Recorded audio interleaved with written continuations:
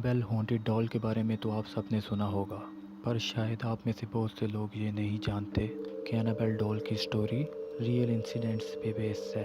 इस वीडियो को एंड तक ज़रूर देखिएगा, क्योंकि आज मैं आपको एनाबेल डॉल से रिलेटेड सारी इन्फॉर्मेशन दूंगा जो कि शायद आपने पहले कभी ना सुनी होगी। एनाबेल डॉल की कहानी शुरू हुई थी 1970 में। एक लड़की जिसका नाम था डोना, उसकी माँ ने उसे एक एंटीक डॉल गिफ्ट की। डोना को बचपन से ही एंटीक डॉल्स का बहुत शौक था। यही वजह थी कि बेशक से डोना कॉलेज में थी, लेकिन उस एज में होने के बावजूद भी अभी तक वो डॉल्स से खेलती थी। डोना कॉलेज में नर्सिंग की एजुकेशन पूरी कर रही थी। वो कॉलेज से करीब एक अपार्टमेंट में रहती थी और जो लड़की उस अपार्टमेंट में उसकी रूममेट थी उसका नाम था एंजी। जब डोना की माँ ने उसको डॉल गिफ्ट की, उस वक्त डोना ने उसे हंसी खुशी कबूल कर लिया और उस डॉल को अपने रूम के बेड पे रखकर डोना अपनी दोस्त एंजी के साथ किसी काम से बाहर गई। पर जब वो दोनों घर वापस आईं तो उन दोनों ने ये नोटिस किया कि डॉल खुद ब खुद अपनी जगह चेंज कर चुकी थी। शुरू में तो डोना को ये लगा कि ये सब उसका वहम है, पर फिर ऐसा बार बार हुआ। डॉल को डोना एक जगह रख कर जाती थी, मगर जब वो घर वापस आती थी तो डॉल उसे कहीं और मिलती थी। जैसा कि अक्सर डोना रात को एनाबेल के साथ सोती थी और उसको बेड पर छोड़ के ही कॉलेज चली जाया करती थी। पर जब वो घर वापस आती थी तो एनाबेल उसे सोफ़े पे पड़ी मिलती थी या कभी किसी चेयर पर बैठी नज़र आती थी। आस्ता आस्ता ये वाक़यात और भी बढ़ते गए और कुछ अरसे बाद तो ये चीज़ें और भी खौफनाक और डरावनी होने लगी। एक बार तो ऐसा हुआ कि डोना और एंजी जब अपने कॉलेज से वापस अपने अपार्टमेंट में आईं तो उन्हें घर में मुख्तलिफ़ जगहों पे बहुत सारे पेपर्स मिले जिनके ऊपर लिखा हुआ था हेल्प अस, हेल्प अस। और सबसे ज़्यादा हैरानकुन बात यह है कि उन पेपर्स पर राइटिंग ऐसी थी कि जैसे ये सब किसी छोटी सी बच्ची ने लिखा हो। डॉल की पोजीशन बदलना उन दोनों लड़कियों के लिए एक आम सी बात हो गई थी। एक रात जब डोना और एंजी अपने घर वापस आई तो उन्होंने डॉल को वहीं पाया जहां वो उसे छोड़ कर गई थी। ये देखकर डोना को कुछ अजीब सा महसूस हुआ। डोना एनाबेल के करीब जाकर उसे ध्यान से देखने लगी तो उसने ये नोटिस किया कि डॉल के ऊपर खून लगा हुआ था। इस वाक़ये के बाद ये दोनों लड़कियां बुरी तरह से डर गई। उन्होंने ये सोचा कि क्यों ना किसी पैरानॉर्मल इन्वेस्टिगेटर को बुलाकर ये पूछा जाए कि इस डॉल के साथ ऐसा क्यों हो रहा है। पैरानॉर्मल इन्वेस्टिगेटर ने जब एनाबेल को इंस्पेक्ट किया तो उसने डोना को ये बताया कि एनाबेल डॉल के अंदर एक मरी हुई लड़की की रूह है जिसका नाम था एनाबेल हैगिंस। उस इन्वेस्टिगेटर ने एनाबेल से बात करने की कोशिश की। एनाबेल हैगिंस की रूह ने उसे बताया कि पहले वो उसी जगह रहती थी जिस जगह पे ये अपार्टमेंट बना है। एनाबेल ने यह भी बताया कि उसकी मौत तब हुई थी जब उसकी उम्र सिर्फ 7 साल थी और ये कि वो डोना और एंजी के साथ खुश है और सेफ फील करती है। एनाबेल ने इन्वेस्टिगेटर के थ्रू उन दोनों रूममेट से ये भी पूछा कि क्या वो उनके साथ रह सकती है, चूँकि डोना और एंजी नर्सिंग की पढ़ाई कर रही थी और वो किसी का बुरा नहीं चाहती थी। एनाबेल की कहानी सुन के उन दोनों को काफ़ी अफसोस हुआ था, इसीलिए उन्होंने एनाबेल को अपने साथ रहने की इजाज़त दे दी।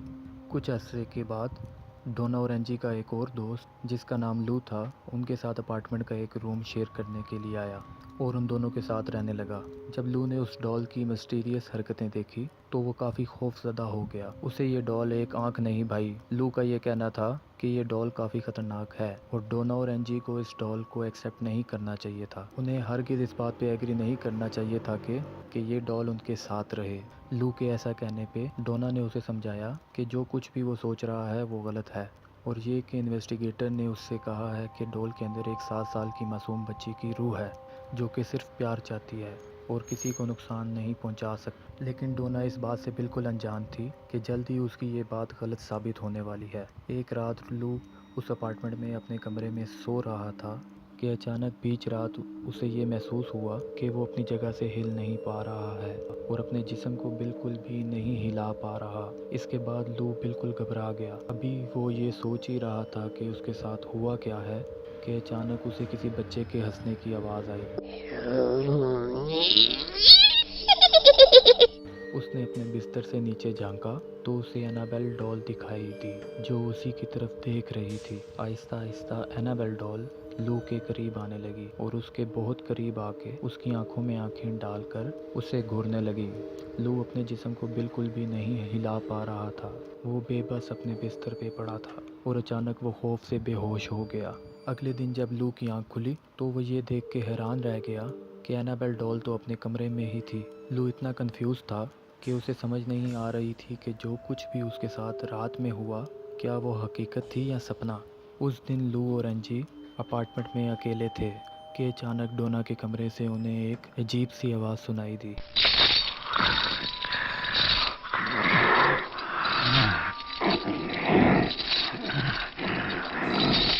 उन्हें ये आवाज़ सुनकर ऐसा लगा कि शायद कोई चोर उनके अपार्टमेंट में घुस आया है। जब लू ने उस कमरे में जाकर देखा तो उस कमरे में कोई नहीं था सिवाय एनाबेल डॉल के, जो कि उस कमरे के फर्श पे पड़ी हुई थी। अचानक से लू को ऐसा महसूस हुआ कि जैसे उसके पीछे कोई खड़ा है। जब फ़ौरन से उसने अपने पीछे मुड़ के देखा तो वहाँ पे कोई नहीं था।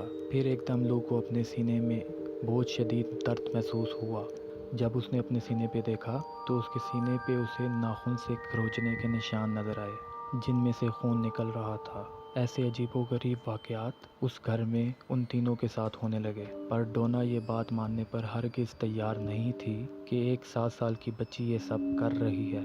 पर मुसलसल ऐसे वाक़यात होने की वजह से डोना ने भी उस डॉल पर शक करना शुरू कर दिया। इसीलिए उन्होंने एक प्रीस्ट फादर हैगिंस को बुलाया। फादर हैगिन ने जब एनाबेल को देखा तो उन्हें ऐसा लगा कि एनाबेल का मामला बहुत ख़तरनाक है और इसका हल उनकी पहुंच से दूर है। इसीलिए उन्होंने डोना और उसके दोस्तों को ये रिकमेंड किया कि वो उनसे भी बड़े प्रीस्ट फादर कुक की मदद लें।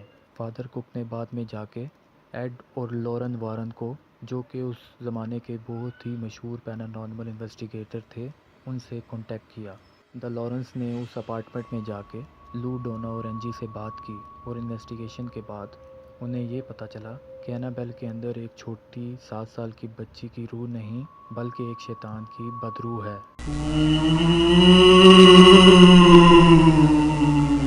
जो कि एक 7 साल की बच्ची बनने का नाटक कर रहा है और उसका मकसद और कुछ नहीं सिर्फ डोना, लू और एंजी के जिस्म पर काबू पाना है।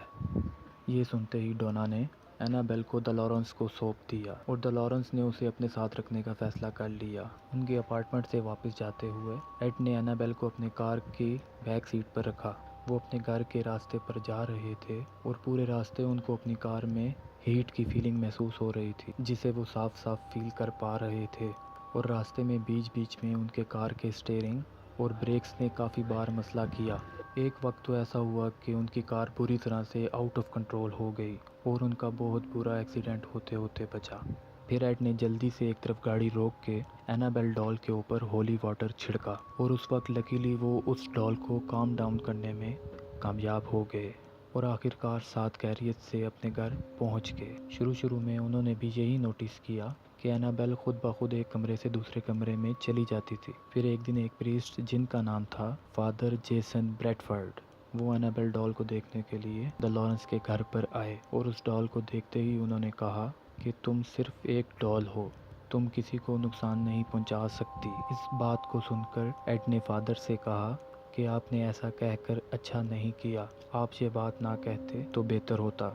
फिर उन्होंने फादर को ये एडवाइस किया कि घर जाते वक्त आप गाड़ी ध्यान से चलाइएगा और घर पहुंच के मुझे फ़ोन पर इतला ज़रूर कर दीजिएगा, क्योंकि एड का ये मानना था कि फादर जेसन ने एनाबेल को ऐसा कह के उसे गुस्सा दिला दिया है। काफ़ी देर बाद जब एड को फादर जेसन का फ़ोन आया तो वो बहुत घबराए हुए लग रहे थे और उन्होंने एड से ये कहा कि वो आज एक बहुत ही भयानक एक्सीडेंट से बचे हैं। एड ने बाद में ये डिसाइड किया कि एनाबेल की शैतानी ताकतों को रोकने के लिए एक वुडन केस बनाया जाएगा जिसमें एनाबेल डॉल को रखा जाएगा, और उन्होंने ऐसा ही किया। उन्होंने एनाबेल डॉल के लिए एक स्पेशल वुडन केस बनवाया जिसमें एनाबेल डॉल को बंद करके ओकल्ट म्यूज़ियम में हमेशा के लिए रख दिया। आज भी एनाबेल डॉल ओकल्ट म्यूज़ियम में है।